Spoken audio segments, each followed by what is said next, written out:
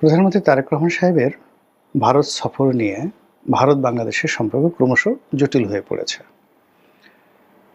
তিনি দিল্লি যাবেন কি যাবেন না, তার যাওয়া উচিত কি উচিত নয়, এটি নিয়ে দলের মধ্যে অর্থাৎ বিএনপির মধ্যে দ্বিধা বিভক্তি রয়েছে।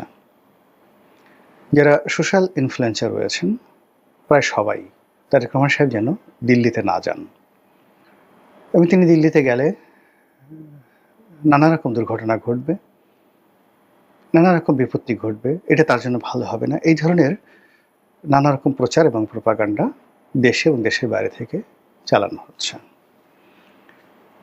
অন্যদিকে ভারতের সঙ্গে এই মুহূর্তে আসলে বিএনপি কি সম্পর্কটা করতে চাচ্ছে,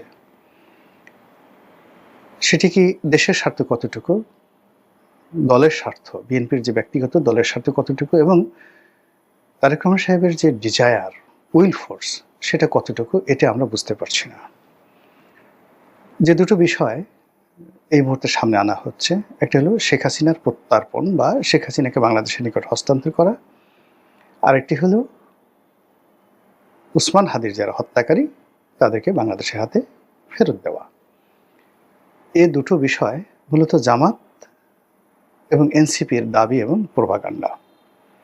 এর বাইরে উসমান হাদির যারা হত্যাকারী তাদেরকে ফিরে আনা, এগুলো ইনকলাব মঞ্চ থেকে শুরু করে অন্য যে সকল সংগঠন রয়েছেন তাদের দাবিনামা। এখন বিএনপি যে ব্রুট মেজরিটি নিয়ে আছে, যে ক্ষমতা নিয়ে আছে, সেই ক্ষমতার কেন্দ্রে তারা কি এনসিপির দাবি বাস্তবায়ন করবে? ইউটিউবারদের কথা মতো তারা এক পা সামনে যাবে, তিন পা পেছনে আসবে, অথবা জামাত পার্লামেন্টের ভিতর কি বললো, বাইরে কি বললো, সেগুলো নিয়ে সারাক্ষণ তারা ব্যস্ত থাকবে, নাকি তাদের যে লক্ষ্য বস্তু স্থির করা, সেটি স্থির করে তারা এগিয়ে যাবে? এই বিষয়গুলো কিন্তু গত 6 মাসে আমরা এখন পর্যন্ত বুঝতে পারিনি। প্রধানমন্ত্রী কিছু সিদ্ধান্ত নিচ্ছেন, দৈনন্দিন কিছু কর্মকাণ্ড করছেন, তিনি বিভিন্ন জায়গাতে যাচ্ছেন, বিভিন্ন জনপ্রিয় কাজকর্ম করে যাচ্ছেন। এতে করে আমাদের রাষ্ট্রের, সরকারের, দেশের মানুষের যে মৌলিক কোনো পরিবর্তন হচ্ছে না, বরং অর্থনীতি, জ্বালানির সমস্যা, এরপর মানুষের কর্মসংস্থান, মানুষের স্বপ্ন দেখা, কর্ম উদ্দীপনা, মানুষের মধ্যে যে হ্যাপি ভাব, সেই জিনিসগুলো ক্রমশ নিচের দিকে নামছে। অন্যদিকে গ্লোবাল পার্সপেক্টিভে, বৈশ্বিক যে প্রেক্ষাপট, সেই প্রেক্ষাপটে বাংলাদেশের পাসপোর্টের মর্যাদা কমছে, বাংলাদেশিদের কাজের সুযোগ কমে যাচ্ছে, বিদেশের মাটিতে বাংলাদেশের যে ভাবমূর্তি এবং যে সকল গ্রেডিং রয়েছে, ঋণ দেওয়ার ক্ষেত্রে গ্রেডিং রয়েছে, ভিসা পাওয়ার ক্ষেত্রে গ্রেডিং রয়েছে, তারপর পাওনা পরিশোধের ক্ষেত্রে যে গ্রেডিংগুলো রয়েছে, এই সবগুলো গ্রেডিংয়ে বাংলাদেশ ক্রমশ নিচের দিকে যাচ্ছে। দুর্নীতি বলেন, তারপরে ঋণের যে ভার, দেশি ঋণ এবং বিদেশি ঋণ, তো এই মৌলিক যে জায়গাগুলো রয়েছে, সেই জায়গাগুলোতে না বিএনপি, না জামাত, না এনসিপি, তাদের কারোরই কোনো মাথা ব্যথা নেই।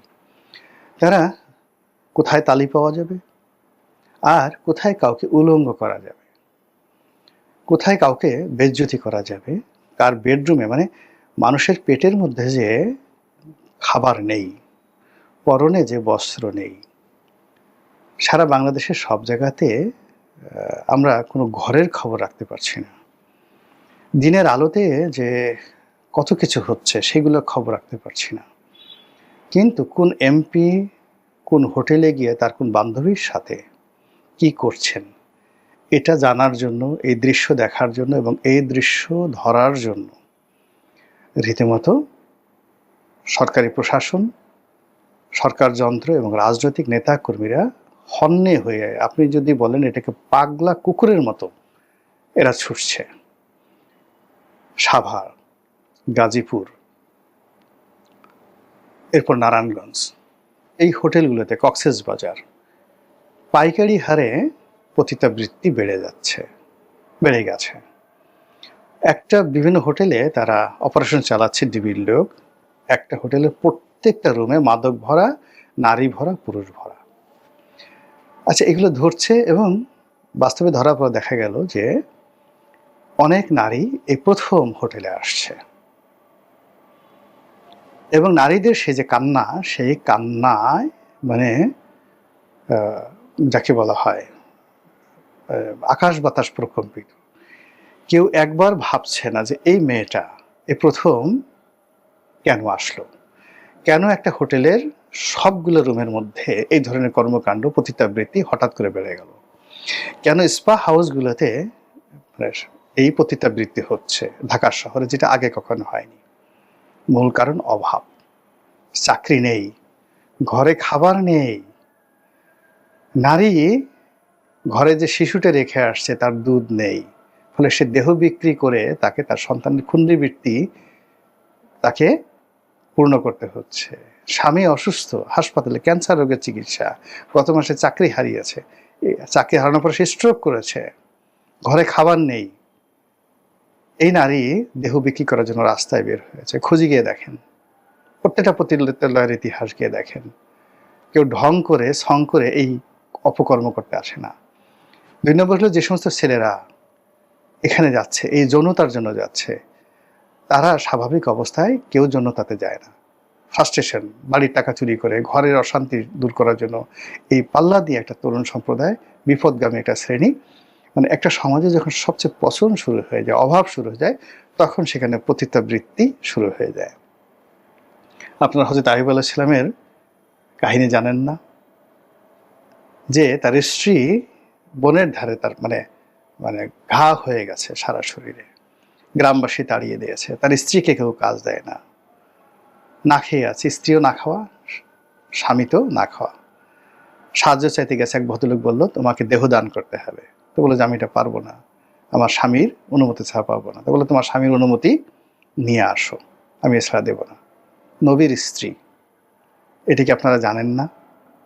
এই যে এই জিনিসগুলো যে হচ্ছে বাংলাদেশে, সেই ব্যাপারে বিএনপিপন্থী বুদ্ধিজীবী, সামরিক বিশেষজ্ঞ, তারা কিভাবে ভারতে 7 সিস্টার দখল করবে, কিভাবে তারা বাংলাদেশকে সিঙ্গাপুর নয় সরাসরি আমেরিকা বানিয়ে ফেলবে, এই চিন্তা করছে। অন্যদিকে গার্মেন্টস ফ্যাক্টরি থেকে গত 6 মাসে যে অন্ততপক্ষে 10 লাখ লোক কর্ম হারিয়েছে, তার মধ্যে 8 লাখ মহিলা। সাভারে গিয়ে দেখেন কান্নার রোল, প্রত্যেকটা বাড়ি ঘরে মহিলারা ঘুরতেছে বুয়া হওয়ার জন্য। মা থাকে, মেয়ে থাকে, একটা পরিবারের 4জন-5জন কাজ করে পাগলের মতো ঘুরতেছে, এবং ডেইলি একটা বাসায় ঘর ঠর ঝাড়ু দিয়ে 100 টাকা 200 টাকা পায়। সেই 100 টাকা 200 টাকা দিয়ে কোনো মতে বাড়ি ভাড়া দিতে পারছে না, খালি একটা পাউরুটি চা খাইয়ে অনেক মহিলারা সাভারের রাস্তায় ঘুরতেছে। নারায়ণগঞ্জের একই অবস্থা, গাজীপুরে একই অবস্থা, শিল্পাঞ্চলের একই অবস্থা।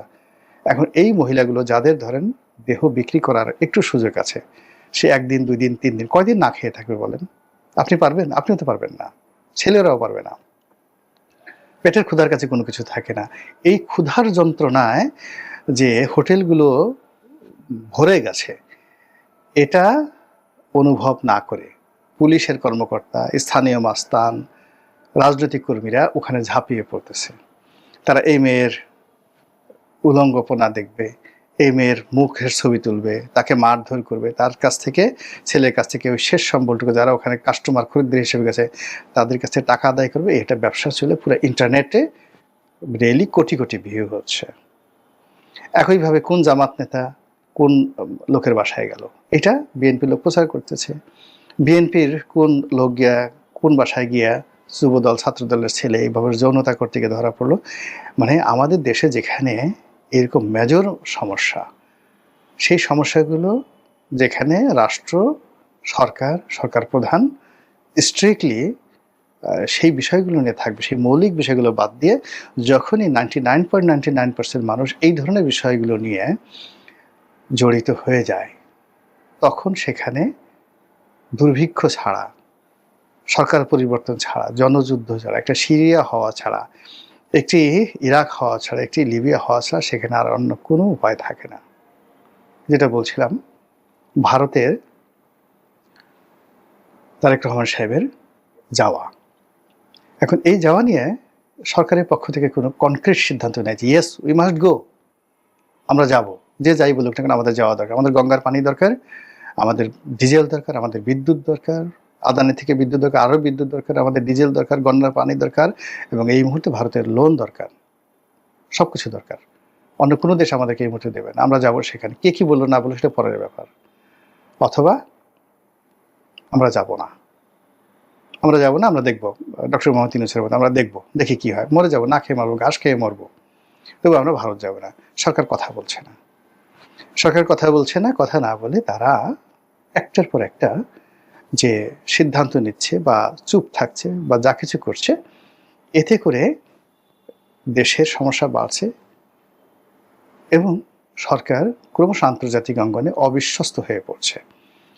ভারতের সাথে বাংলাদেশের যে আনপ্রেডিক্টেবল যে সিদ্ধান্তগুলো, সেই সিদ্ধান্ত চীন কি দেখছে না, সৌদি আরব কি দেখছে না? তখন তারা বলবে, আরে তোমরা ওদের সাথে যে কাজ করেছো আমাদের সাথে তো ঠিক সেম কাজটি করতে পারো। কাজেই সরকার কিন্তু একটা সময় তার বিশ্বাসযোগ্যতা হারিয়ে ফেলবে। আজকে এই ভিডিওটা করেছে 17 তারিখে, মানে আগস্ট মাসের 17 তারিখে, যে খবর এসেছিল যে তারেক রহমান সাহেব 22 তারিখ থেকে 26 তারিখের মধ্যে তিনি যাবেন, 2 দিন থাকবেন, এবং সেখানে একটা হোটেল বুক করা হয়েছিল, এবং সেইভাবে কিন্তু দুই পক্ষের মধ্য থেকে কিন্তু একটা ইতিবাচক কথা হয়েছিল। কিন্তু এর মধ্যে এমন কি ঘটলো? সরকারের পক্ষ থেকে বলা হলো যে যেভাবে তারেক রহমান সাহেবকে পাত্তা দেওয়ার কথা, যেভাবে তাদের আগ্রহ থাকার কথা, যেভাবে বাংলাদেশের প্রধানমন্ত্রী ভারত সফর করবেন যে গুরুত্ব দেখানোর কথা, সেই গুরুত্ব ভারত দেখাচ্ছে না। এটা আমাদের দেশের সরকার বিবৃতি দিচ্ছে। আপনি চিন্তা করেন যে এর সাথে অপমানজনক বিষয় কি হতে পারে, যেখানে বেগম জিয়ার মৃত্যু উপলক্ষে, জানাজা উপলক্ষে স্বয়ং তাদের রাষ্ট্রপতি, তারপর সরকার প্রধান অর্থাৎ নরেন্দ্র মোদীর প্রতিনিধি রূপে স্বয়ং জয়শঙ্কর বাংলাদেশে এলেন তারেক রহমান সাহেবের সাথে বৈঠক করার জন্য, দেখার জন্য, এই জানাজা অংশগ্রহণ করার জন্য। সম্মান তো এর সাথে হতে পারে না। আপনি একটা মানুষকে ধরেন, প্রথমে আপনার বাসায় আসছে, প্রথম দেখাতে আপনি তাকে কোলে নিলেন, চুমো দিলেন, পোলাও কুরমা বিরিয়ানি খাওয়ালেন বা আয়োজন করলেন যে আসেন, অজুর পানি দিলেন, যত রকম পীর মোর্শেদকে যেভাবে সম্মান করে এভাবে সম্মান করলেন। কিন্তু খাবারের আগে আগে কিছু একটা ঘটলো। কিছু একটা ঘটার পরে আপনি এই যেই লোকের জন্য আপনি গেট সাজিয়েছেন, যেই লোকের জন্য আপনি পোলাও কুরমা রান্না করেছেন, অজুর পানি এগিয়ে দিয়েছেন, বিছনাপাতে সব রেডি করেছেন, এবং বাড়ির ছেলে মেয়েদেরকে নতুন জামা কাপড় পরিয়েছেন, সেই মানুষটিকে আপনি ঘাড় ধরে বের করে দিলেন। আচ্ছা, এই কাজটা আপনি কখন করবেন? প্রথম কাজ হলো আপনি পাগল হয়ে গেছেন। দ্বিতীয় জিনিস হলো যে ওই যে মেহমানের জন্য আপনি এই আয়োজন করেছেন, সে মেহমান এমন কোনো মন্দ কাজ করেছে, এমন কোনো খারাপ কাজ করেছে যে খারাপ কাজের কারণে আপনি আপনার মেজাজ ঠিক রাখতে পারছেন না। তো সেক্ষেত্রে আপনি কাকে দায়ী করবেন? মেহমানকে দায়ী করবেন, মানে যারা সাধারণ মানুষ? যদি আপনার সদিচ্ছা না থাকতো আপনি তো পোলাও রান্না করতেন না, আপনার সদিচ্ছা না থাকলে আপনি বাড়িতে এত বড় আয়োজন করতেন না। তো সেক্ষেত্রে ভারতের যদি সদিচ্ছা না থাকতো তাহলে তো জয়শঙ্কর বাংলাদেশে বেগম জিয়ার অনুষ্ঠানে আসতেন না। বেগম জিয়ার সাথে তো দীর্ঘদিন যাবৎ ভারতের ভালো সম্পর্ক ছিল না। ভারত খুব সিরিয়াসলি যখন প্রণব মুখার্জি বাংলাদেশে এলেন, তার সঙ্গে যখন বেগম জিয়া দেখা করলেন না, তখন এটাকে তারা ভীষণ রকম অবমাননা করে একটা বিষয় হিসেবে নিয়েছিল। এর ফলে বহুদিন বহু চেষ্টা করেও কিন্তু বিএনপি ভারতের সাথে সম্পর্ক স্থাপন করতে পারেনি। সেই ভারত যখন সেখান থেকে ইউটার্ন নিয়ে তারেক রহমান সাহেবের সাথে সম্পর্ক করেছে, বেগম জিয়ার সেই ফিউনারাল অনুষ্ঠানে জানাজাতে অংশগ্রহণ করেছে, তারেক রহমান সাহেবকে টেলিফোন করে অভ্যর্থনা জানিয়েছে এবং তাকে সপরিবারে ভারত ভ্রমণের আমন্ত্রণ জানিয়েছে নরেন্দ্র মোদী। তো সেই ভারত যদি অলনে ছাড়েন, বলে যে we don't have any interest, কোনো ইন্টারেস্ট নাই, অথবা তারেক রহমান সাহেব আসলে আসতে পারে, আমাদের একজন ওই মন্ত্রী, উপমন্ত্রী, সে তাকে এয়ারপোর্টে নিয়ে যাবে, নরেন্দ্র মোদী এই 5 মিনিট তার সাথে কথাবার্তা বলবে, চেষ্টা আনাকুম জানাকুম। যদি এটা হয় তাহলে এই যে তারেক রহমান সাহেব যে ক্ষমতায় আসলেন বা বাংলাদেশে এলেন, প্রথম 3 মাসের সাথে ভারতের সাথে তার যে সম্পর্ক, তার সঙ্গে আজকের এই অবনতি কে হলো? দায়ী কি ভারত না বিএনপি? এটা আমাদেরকে অ্যাসার্টেন করতে হবে, এটা বিএনপিকে বুঝতে হবে, এটা তারেক রহমান সাহেবকে বুঝতে হবে। সেই জায়গাটা সরকারের কারো পক্ষ থেকে কোনো সন্তোষজনক এবং সম্মানজনক বিবৃতি নেই। এখানে পররাষ্ট্র মন্ত্রণালয় একটা আমলাতান্ত্রিক জটিলতার মধ্যে পড়ে গেছে। একজন পররাষ্ট্রমন্ত্রী আছেন যিনি হাফ মিনিস্টার, নির্বাচিত নয়, দলের নয়, কোথা থেকে এলেন, কেন এলেন, কিভাবে এলেন, এটা নিয়ে বিএনপির প্রত্যেকটা লোক বিব্রত। কেউ উত্তর দিতে পারছে না। কেউ বলছে আমেরিকা চাপিয়ে দিয়েছে, কেউ বলে ইউনূস চাপিয়ে দিয়েছে, কেউ বলে তার সাথে তারেক রহমানের সাথে সম্পর্ক খুব খারাপ, কেউ বলে সে আমেরিকার স্বার্থ দেখে, কেউ বলে সে ওখানে বসে বসে ভারতের সাথে, ভারত তাকে দু চোখে দেখতে পারে না, অথচ তিনি পররাষ্ট্র মন্ত্রী এবং অত্যন্ত যোগ্যতা সম্পন্ন। এরপর হুমায়ুন কবির, তাকে দেওয়া হয়েছে উপদেষ্টা, সে বসে প্রধানমন্ত্রীর কার্যালয়ে। এখন হুমায়ুন কবিরের কতটুকু ক্ষমতা, শামা ওবায়দের কতটুকু ক্ষমতা, তাদের কতটুকু পারঙ্গমতা রয়েছে, তারা কতটুকু কূটনৈতিক ভাষা বুঝেন, একেবারে নতুন। মানে শামা ওবায়দও নতুন, হুমায়ুন কবিরও নতুন।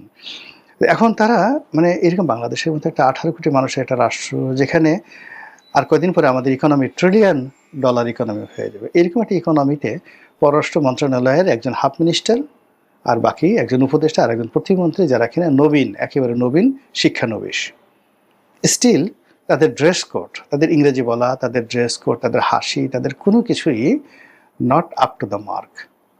এটা নিয়ে, এই দুর্বল ভঙ্গুর অবস্থা নিয়ে তারেক রহমান সাহেব কীভাবে আগাবেন? ভারত, পাকিস্তান, চীন, মানে যে রাষ্ট্রগুলোর সঙ্গে আমাদের এই মুহূর্তে সম্পর্ক খুব মানে গুরুত্বপূর্ণ, এরপরে যাকে বলা হয় সৌদি আরবিয়া, আমেরিকা, এখন এখানে একজন প্রধানমন্ত্রীকে উপস্থাপন করার জন্য, যেমন ধরেন বেগম জিয়ার অনেক দুর্বলতা ছিল, কিন্তু তাকে যখন আমেরিকা নিয়ে যাওয়া হতো, তাকে যখন প্রেসিডেন্টের সাথে বসানো হতো, তাকে যখন ভারত নিয়ে যাওয়া হতো, তার সাথে এমন একটা এক্সপার্ট টিম থাকতো, তার ড্রেস কোড, তার বসা, তার হাঁটা চলা, তার রিসিভ 100% প্রি-শিডিউল করা। কিন্তু এখানে তারেক রহমান সাহেবের সাথে এই পররাষ্ট্র মন্ত্রণালয় সংক্রান্ত যে রাষ্ট্রদূতদের বৈঠকগুলো হচ্ছে, বিদেশি ডেলিগেটসদের সাথে বৈঠক হচ্ছে, যেভাবে চেয়ার সেট আপ করা হচ্ছে, যেভাবে তারেক রহমান সাহেবের ড্রেস কোড, মানে কোনো কিছুই আপ টু দ্য মার্ক নয়। ফলে কি হলো, এই যে ভারতের সাথে যে সম্পর্কটি, এই সম্পর্কটিকে আবার সামাল দিয়ে সামনে আমেরিকাতে গিয়ে সে যে বিপদে পড়বে না, তার কোনো নিশ্চয়তা আছে? আপনারা তো জানেন যে আমেরিকা এবং কানাডা খুব ভীষণ রকম জটিল একটা দেশ। আমেরিকার সাথে কানাডার সাথে বিএনপিরও সম্পর্ক ভালো, এখন পর্যন্ত সম্পর্ক ভালো নয়। আর ব্যক্তিগতভাবে তারেক রহমান সাহেবের সাথে কানাডা এবং আমেরিকার সম্পর্ক ভালো নয়। তো সেক্ষেত্রে উনি জাতিসংঘের অধিবেশনে যাচ্ছেন, সেখানে তিনি পরপর গার্ড অব অনার পাবেন, সম্মান পাবেন, ওখানে বাংলাদেশি কমিউনিটিরা তাকে রিসিভ করবে, আওয়ামী লীগের লোকজন ওখানে বাদরামও করবে না। আপনি দেখেন ইউনূস সাহেব যেভাবে লন্ডন গেলেন, লন্ডনে তাকে আওয়ামী লীগের লোকজন যে রিসিপশন দিয়েছে, এখন তারেক রহমান সাহেব যদি লন্ডনে যান বা আমেরিকাতে, নিউ ইয়র্কেতে যান, যাওয়ার পরে যেই সময়টিতে শেখ হাসিনা জাতিসংঘ যেতেন, প্রত্যেকবার তো যাকে বলা হয় আওয়ামী লীগের, বিএনপির যারা লোকজন আছে তাকে ভীষণ রকম ডিস্টার্ব করতো। ইভেন তিনি যখন ওয়াশিংটন যেতেন, হোটেলের সামনে শত শত লোক দাঁড়িয়ে তাকে যে অকথ্য ভাষায় গালাগালি করতো। এখন তারেক রহমান সাহেব আমেরিকাতে যাবেন, তো সেখানে বিএনপি যে গালাগালি করতো, তার চেয়ে এখন 100 গুণ বেশি শক্তি নিয়ে লন্ডনে, আমেরিকাতে আওয়ামী লীগের লোকজন আছে না, সেখানে নেতারা আছে, মন্ত্রীরা আছে, এমপিরা আছে, টাকা আছে, সোর্স আছে। ফলে এটাকে নিয়ে তারা দেখা গেলো একটা অ্যাড ফার্মকে নিয়োগ করেছে হয়তোবা। তারেক রহমান সাহেব যদি লন্ডনে আসে, তাহলে আমরা এমন কিছু করব সেটা যেন সারা গ্লোবাল মিডিয়াতে ওইভাবে আসে। এটা কীভাবে সামাল দেবেন আপনি বলেন? কিন্তু যদি দিল্লিতে আপনি যেতেন, ইসলামাবাদে যেতেন, তারপরে আপনি বেজিংয়ে গিয়েছেন, মালয়েশিয়াতে গেছেন, সেখানে সরকার এই বিষয়গুলো প্রোটেক্ট করতে পারে সেই দেশে। দিল্লিতে সেখানে একটা টু শব্দ আওয়ামী লীগের লোকজন করতে পারতো না, কিন্তু নিউ ইয়র্কে করতে পারবে, লন্ডনে করতে পারবে, প্যারিসে করতে পারবে, সুইজারল্যান্ডে করতে পারবে, এনি ইউরোপিয়ান কান্ট্রিতে করতে পারবে, ডিউ টু এটা তাদের একটা ডেমোক্রেটিক রাইট। তো সেই জায়গাগুলোতে তারেক রহমান সাহেবকে নেওয়ার চেষ্টা করা হচ্ছে, আর যে জায়গাগুলোতে তার সম্মান এবং মর্যাদা বৃদ্ধি পেত, সেই জায়গাগুলোতে একটার পর একটা প্রবলেম তৈরি করা হচ্ছে। কেমন যাচ্ছে সরকারের পররাষ্ট্রনীতি? কেমন হচ্ছে এই ঘটনা? এবং এই ঘটনার পেছনে কি দিল্লি দায়ী না বাংলাদেশ দায়ী, না এখানে আমেরিকা পেছন দিক থেকে গুটি চালছে? তাদের মার্কিন ডিপ স্টেটে নতুন কোনো সিদ্ধান্ত নিশ্চয়ই কিনা, এটা খুব দ্রুতই আপনারা জানতে পারবেন। মহান আল্লাহ আমাদের সবাইকে হেদায়েত দান করুন এবং হেফাজত করুন। আসসালামু আলাইকুম ওয়া রাহমাতুল্লাহি ওয়া বারাকাতুহু।